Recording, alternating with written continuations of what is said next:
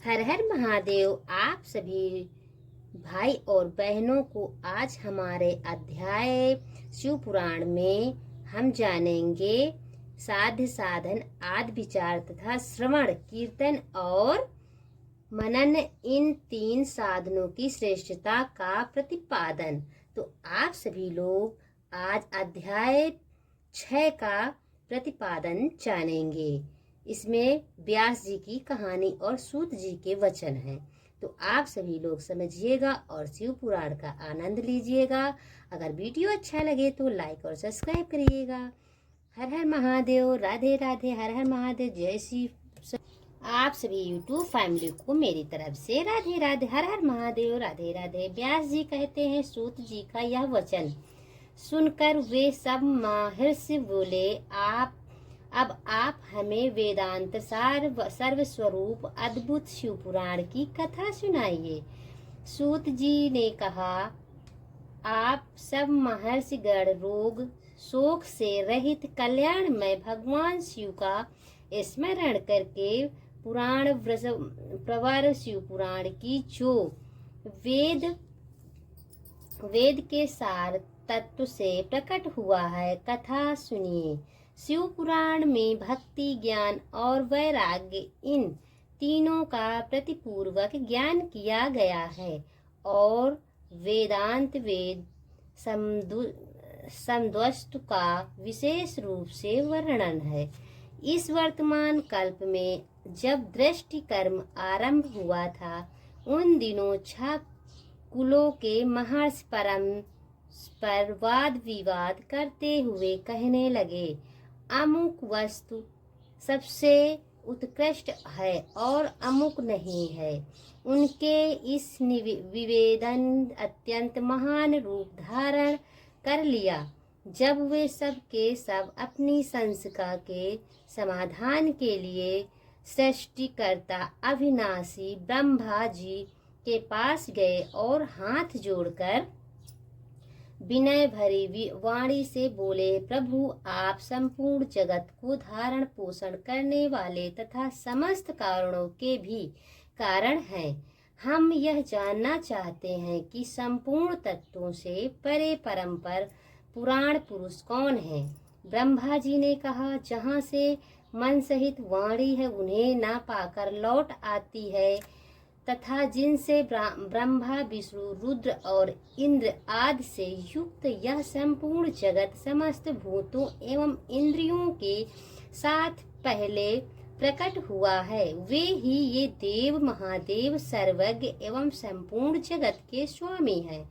ये ही सबसे उत्कृष्ट हैं। भक्ति से ही इनका साक्षात्कार होता है, दूसरे किसी उपयोग से कहीं इनका दर्शन नहीं होता।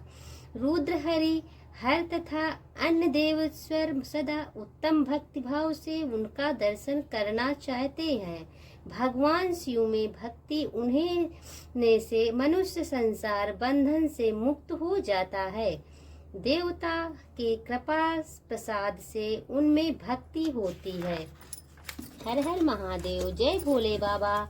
आप सभी को और भक्ति से देवता का कृपा प्रसाद प्राप्त होता है। ठीक उसी तरह जैसे यहाँ अंकुर से बीज और बीज से अंकुर पैदा होता है, इसीलिए तुम सब ब्रह्मर्षि भगवान शंकर का कृपा प्रसाद प्राप्त करने के लिए भूतल पर जाकर वहाँ शास्त्रों वर्षों तक चालू रहने वाले एक विशाल यज्ञ का आयोजन करो।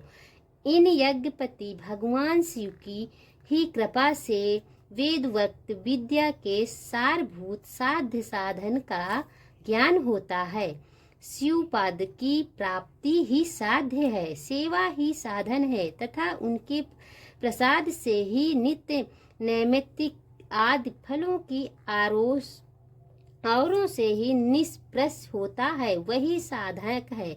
वेदोक्त को कर्म का अनुष्ठान करके उसके महान फलों का भगवान शिव चरणों में समर्पित कर देना ही परमेश्वर पद की प्राप्ति है।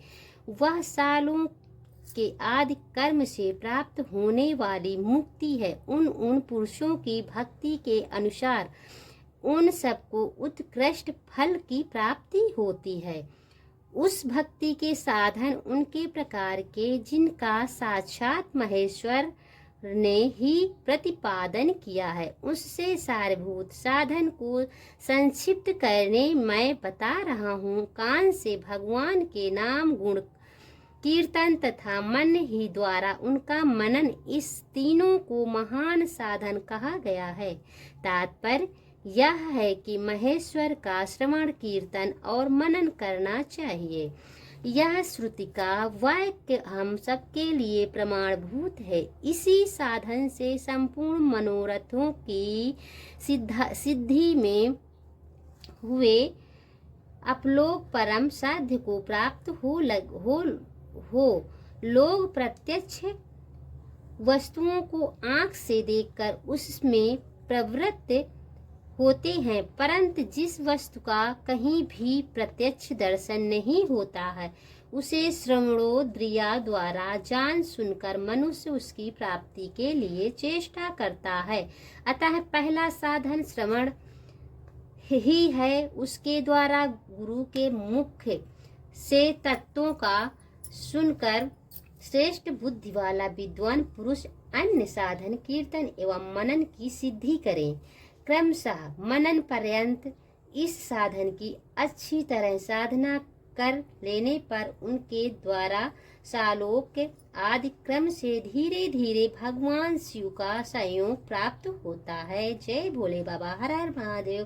पहले सारे अंगों के रोग नष्ट हो जाते हैं, फिर सब प्रकार का लौकिक आनंद भी विलीन हो जाता है। भगवान शंकर की पूजा, उनके नामों के जप तथा उनके गुणों रूप विलास और नामों का युक्ति पारायण चित्त के द्वारा जो निरंतर परिशोधन या चिंतन होता है, उसी को मनन कहा जाता है।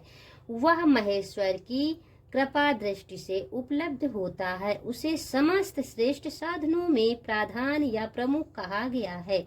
सूत जी कहते हैं, मुनीश्वरों, इस साधन का महात्म्य बताने के प्रसंग में मैं आप लोगों के लिए एक प्राचीन वृतांत का वर्णन करूंगा। उसे ध्यान देकर आप सुने।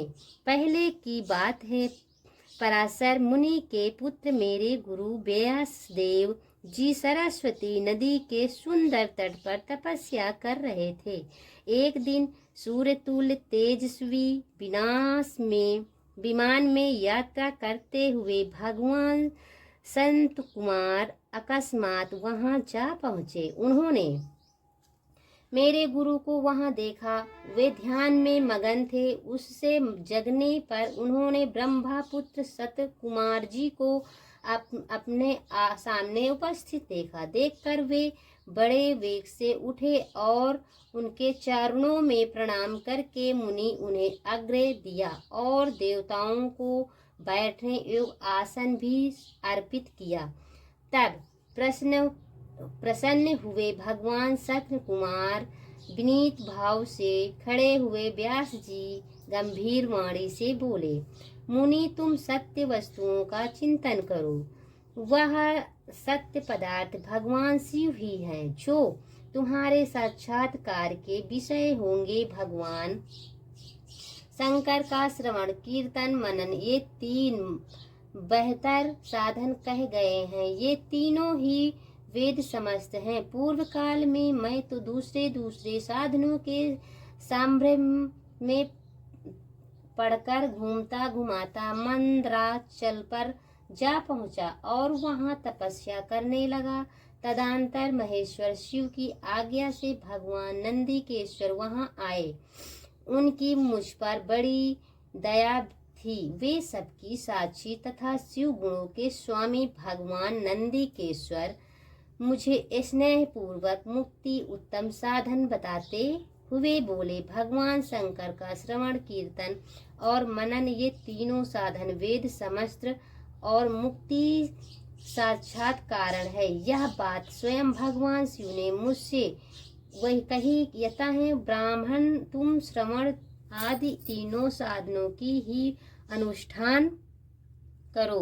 व्यास जी ने बारंबार ऐसा कहकर अनुगामियों सहित ब्रह्मपुत्र संत कुमार परम सुंदर ब्रह्मा धाम को चले गए।